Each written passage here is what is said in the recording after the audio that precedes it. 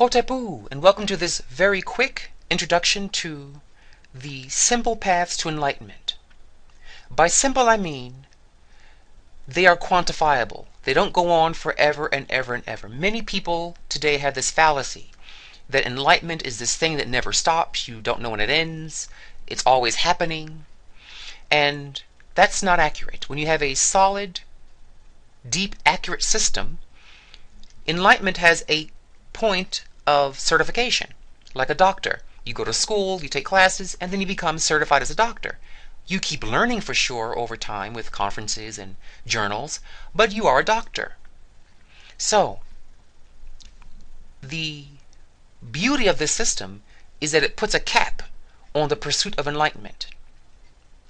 Now, before you see here a mandala with 12 slices, and in the golden beetle, we see in these 12 some hiding parts, making a total of 18 components, 18 steps, not 19, not 27, not 4, not 1, but 18 steps to becoming enlightened. And if you follow these steps, you will be enlightened, absolutely.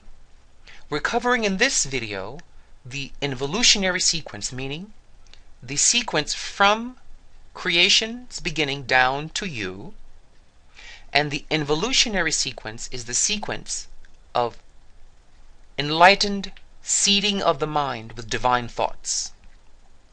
The evolutionary sequence from 1 going to 0 is the initiation trial sequence. But here we're discussing the thoughts you should put in first, then second, then third, down to 18th. And if you contemplate these thoughts in that sequence, your mind will become enlightened. Guaranteed. Let's begin. Imagine this screen having a blank white page to it, just nothing but a white screen. That's the beginning, what we call ground zero. This is the place where you can write anything. We call this possibility land, the land of potentials, the egg of possibilities. This is your beginning, your origin. You're not born from monkeys. You're born from divine infinity.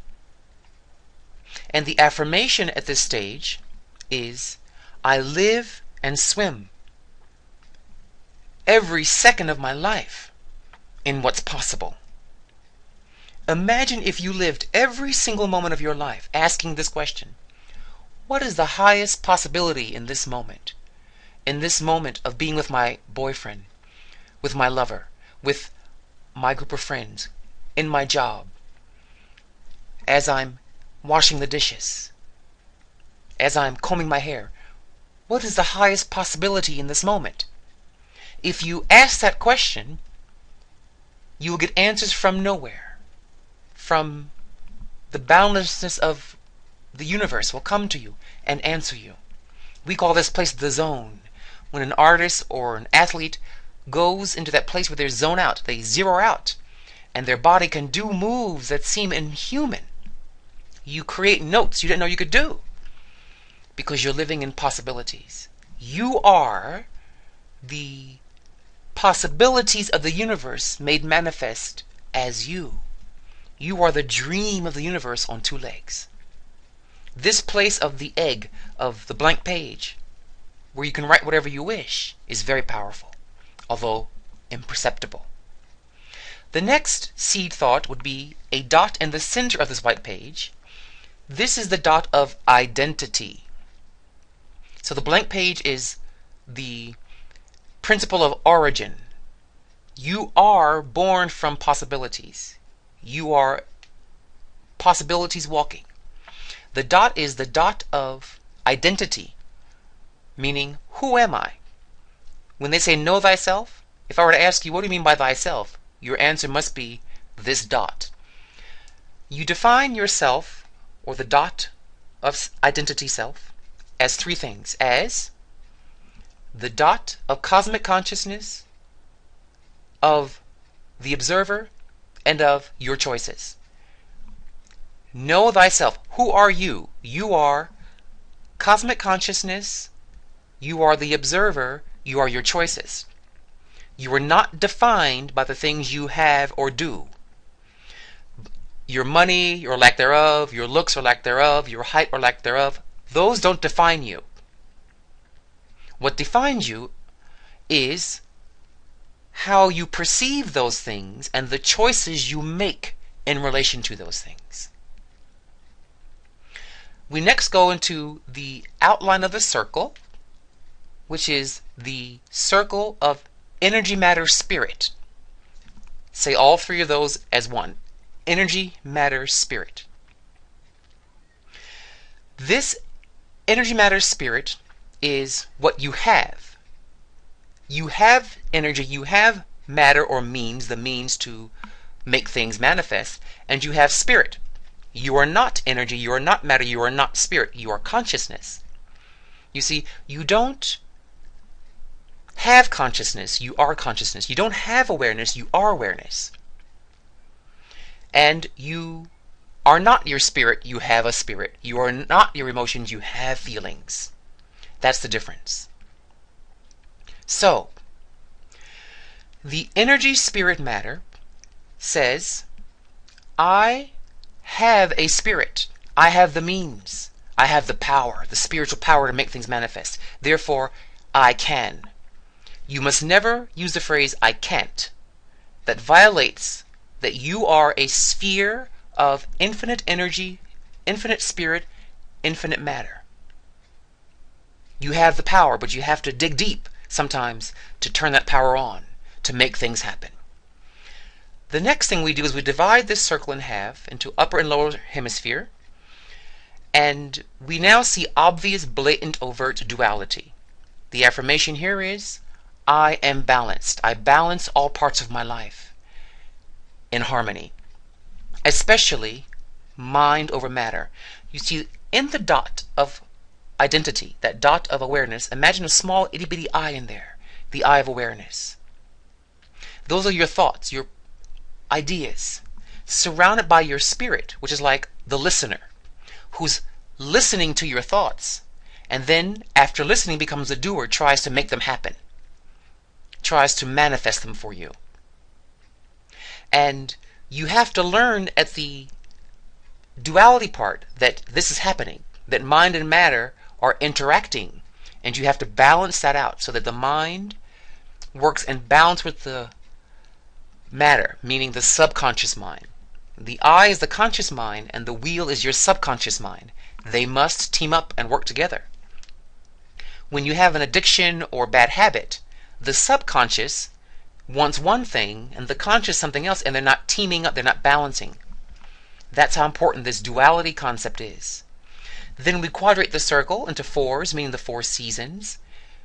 And the affirmation here is that I live and walk a holistic life. I walk a 360 life. I'm not successful in just my money or just my love or just my friendships, but I'm successful 360 in love, money, relationships. And all things go through these 4 phases of the 4 seasons. The beginning spring phase of love, the maturing phase of love, the teenage phase, then the fall phase. The teenage is the summer phase. The fall phase is, okay, we're mature, we're kind of settled in. And the winter phase is we go through changes, a death phase and a rebirth phase. All things go through this cycle, and I'm okay with that. I work with that. We then go into the slices of this circle, which are the primary driving impulses in you, the driving emotional forces in you. Slice number 12 we call Noon, the fish of Pisces, your inner mystic. His need is to have inner peace and a connection with the divine through gay temples. Slice 11, the inner enlightened master, called Hapi, the androgen of Aquarius. He's your inner enlightened master, and his need is for the need to be able to put on the drag of any deity, any angel, and manifest the powers of that angel for the good of the community, for the good of the group. We have a need for brotherhood and community and sharing. Slice number 10, called Patamun, the goatfish of Capricorn, is your inner achiever. He has the need to achieve through successful work with your astrology cycles. Slice number 9 is your inner sage. He has the need to have sure, infallible answers and meaning in life through the study of the African high oracles. Slice number 8, your inner sorcerer, your inner witch doctor voodooist. He has the need of magic and mystery to have you be successful in life. Slice number 7, by the way, we call slice number 9 Ma'a in Egyptian, Sagittarius. Slice number 8, Serk, the Scorpion King. And slice number 7 we call Ahi Makai. He's your inner lover. He's your need for a gay relationship, gay partnership. And he affirms that I have a successful gay relationship because I master our synastry astrology charts and readings. Slice number 6, called Sobek, the crocodile god of the Virgin of Virgo, is what we call your inner fix-it man. He has a tool belt, utilities belt on him. He likes to fix things. He says, I have the need to be able to fix my own problems through analysis, to be competent at fixing things, especially my monetary debt issues. Slice number 5 we call Ra-Ma'a, the inner champion in you, the inner master. And he says, I have a need to be master over my emotions and not let them master me, that I am king of myself. No addiction, impulse, craving controls me. I control them. And I control them through Heka, words of power. Slice number 4 is your inner nurturer, who says, I have a need to be heard and a need to listen to other people. I have a need to nurture others and to be nurtured by others. And this need expresses by a feeling of wanting to belong and not be rejected. So he expresses this need through meditation in dream time. He finds these needs and gives them life through dreaming arts. Slice number 3, my inner student. He's your inner student, all of our inner student, and he's your need for learning, for information, and right data. And he says that he has to express his questions. He's got to be given the space to ask questions. Next we have the bull of Ahita, and by the way we call the 4th slice of the nurturer Khonsu, the 3rd slice of the inner student Apwat, the jackal man, and the 2nd slice here of the bull, we call this Ahita, my inner sex kitten millionaire. He says, I have a need for hot gay man sex, and I have a need for money and luxury. And I can get these things in divine order by honoring the pleasure principle and the power of imagining what I want to happen. Because sex is highly mental, it's imaginative in your mind, you're picturing scenes, and that helps the sex act. Slice number 1, the ram of Geb Mahus, the inner gay warrior. I have a need to fight and defend myself, to fight for myself and defend myself, and to be my most fabulous looking self. And he does this through developing his look, developing his muscles, and defining his need to survive and thrive. He says no one can offend gay people and not have a consequence. The final law is that not shown here, which is the law of commitment to a spiritual path. We say this is the law of I commit to the golden beetle path of enlightenment. You have to commit to a system before it can serve you. You can't window shop spiritually, try this, Buddhist and Native American and all this. You got to commit at some point and follow through.